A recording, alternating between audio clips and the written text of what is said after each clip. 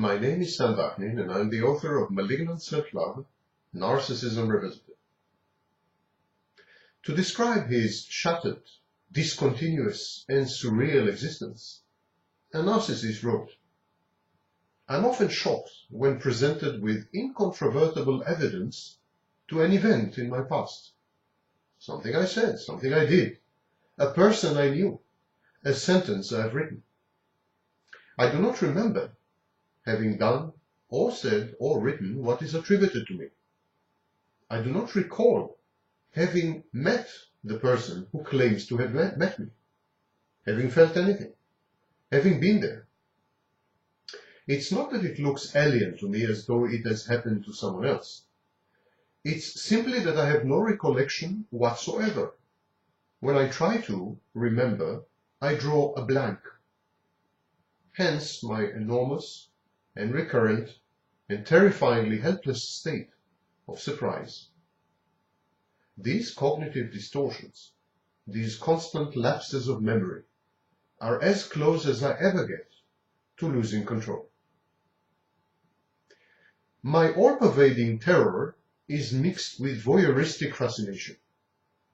Through the writings, through the reconstructed utterances, through a careful study of what that other previous person has done, has said, has written, I come to know, I come to learn myself.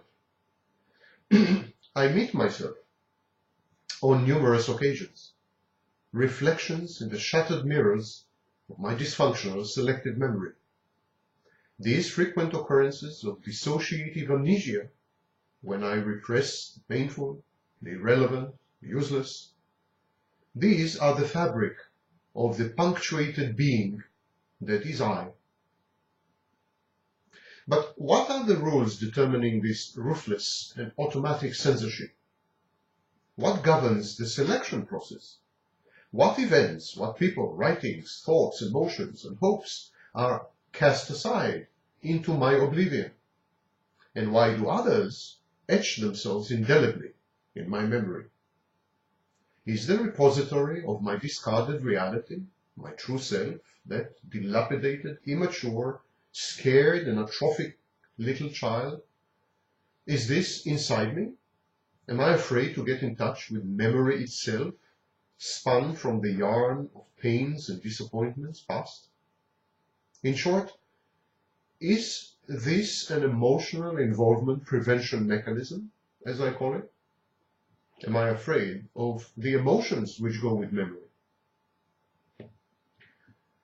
On second thought, it's not. On introspection, I simply erase and atomize that which is no longer of use in the pursuit of narcissistic supply. I read books, I read magazines, web pages, research papers, official memoranda, and daily papers. I then retain in accessible long-term memory only the facts, the views, the news, the theories, and the words that can help me to elicit narcissistic supply from others. Like the proverbial squirrel, I amass intellectual assets that yield the maximum astonishment, adulation, and attention in my listeners. My audience matters, not me. All the rest I discard contemptuously, though by now, after decades of self-training, unconsciously. I therefore rarely remember anything I read just minutes after having read it. I cannot recall movie plots, storylines of novels, a reasoned argument in an article, the history of nations, the things I myself have authored, places I've been to as a tourist. No matter how many times I reread my own essays, I find them absolutely new.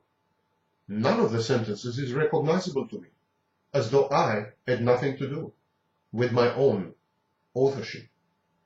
I then proceed to forget them instantly. Similarly, I alter my biography at will to suit the potential sources of narcissistic supply who happen to be listening to me.